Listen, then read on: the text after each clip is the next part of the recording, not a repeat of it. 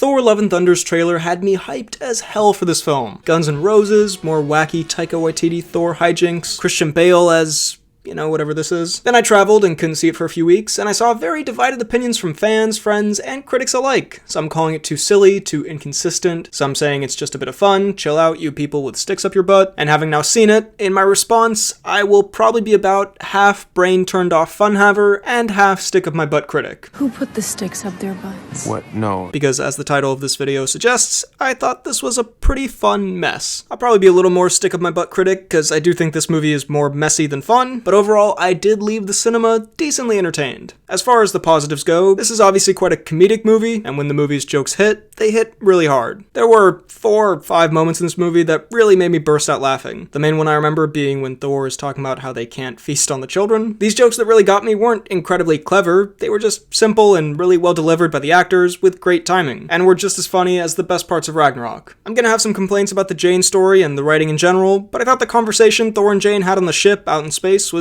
actually pretty solidly done and sweet. There are some pretty fun action moments, some creativity, like with the black and white segment of the film, some fantastic visuals, I said some, don't freak out, and I really liked the Guardians part of the film, which is not very long, but Thor's conversation with Peter Quill was one of the funnier parts of the movie. Kinda wish there'd been more of that. You could have honestly made a whole movie of them teaming up, but I guess contracts and actors and whatnot. Also spoilers, I guess, from now on. Let's say spoilers. I mean, you've all seen it. Generally speaking, the film succeeds in being an amusing enough way to kill a couple of hours. I'm sorry about how absolutely condescending that sounded. However, when you really start to look at it as a story and an assembled product on the whole, in my opinion, it does kind of fall apart a bit. And I'd attribute that mainly to a lack of consistency in tone. The film cannot find a balance between seriousness and comedy. I've complained in the past about Thor Ragnarok not really having much heart in it, but in hindsight, maybe that was a good decision, because this film, in trying to implement lots of emotional moments and pieces of storytelling, just ends up making the whole film fall pretty flat. The two sides of this movie's tone do not complement each other at all. Guardians of the Galaxy is a film that is very comedic and very funny, but also has very heartfelt moments, and it works because both of those elements come naturally from the characters, they fit into the story, and the emotional parts are more well done just as scenes, which doesn't hurt. But a big part of why it works there is that movie is not a completely ridiculous comedy. Yes, it's a crazy, self-aware, funny space adventure, but it's not like an outright parody, where it's winking at the camera half the time. It feels like an actual narrative that also is very funny. Thor Ragnarok has a different style of humor. It doesn't really feel like a film story you're that invested in, but that's okay because it's going for this almost parody style of comedy. You're really just here for a fun time, and that's what you get. In Love and Thunder, they keep that very over-the-top, almost spoof type of comedy. In fact, they turn it up, but then they also try to squeeze in all these deep emotional moments, and it just doesn't work at all because you aren't taking the movie seriously. So when it tries to tell you, no, this part is serious, it falls flat and is unintentionally funny. You end up laughing at how sappy the movie is rather than laughing with it, and that's really the movie's fault. You can't do an in-universe joke play about how silly and overdramatic these superhero movies can be sometimes, and then put in some of the most cheesy, melodramatic emotional moments I've ever seen. That's an exaggeration, but you know what I mean. When Jane Foster is dying at the end, I'm just thinking about how they're gonna get Pete Davidson to play the actor playing her in the next movie. There are also so many plot holes in this movie and plot conveniences, and normally I don't really like to CinemaSins that kind of stuff in a serious way,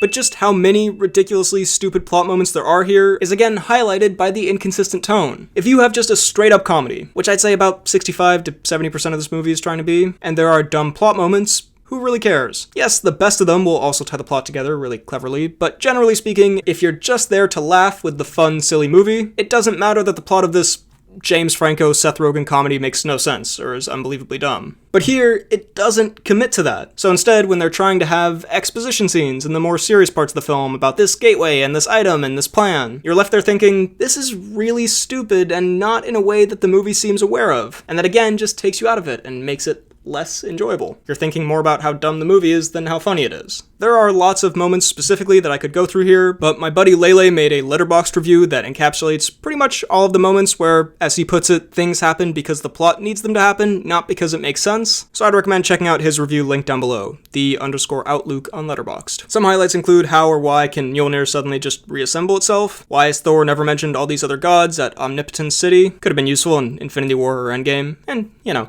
a bunch more like that. Something more broadly that annoyed me a bit storytelling-wise is the lack of a point for pretty much any character besides Thor and Jane. I guess Gore also has an arc of sorts. I guess we'll talk about that in a second. Anyway, Thor and Jane, besides that one scene I mentioned, they aren't super well written either, but my point originally was about other characters. For example, what is Valkyrie's purpose in this movie? What does she learn? How does she grow? What does she do besides say some one-liners and appear in a few action scenes? And Korg, I know he's a comedic relief character, and normally I wouldn't complain about this, but he also doesn't really have a point in being there. Hell, in Thor Ragnarok, even though he was also comedic relief there, he had more of an arc than he does in this film. He's a prisoner who started a failed revolution, and then he manages to take part in a real revolution. This movie just has a feeling of empty air around it that they had to fill, and that makes the lack of anything that interesting about the characters stand out more. Like, this feels like a 45-minute film idea padded into 2 hours. And all that padding isn't bad, some of it is funny comedy, but there's still an inescapable feeling of dead air just being filled that makes this movie feel, as the title says,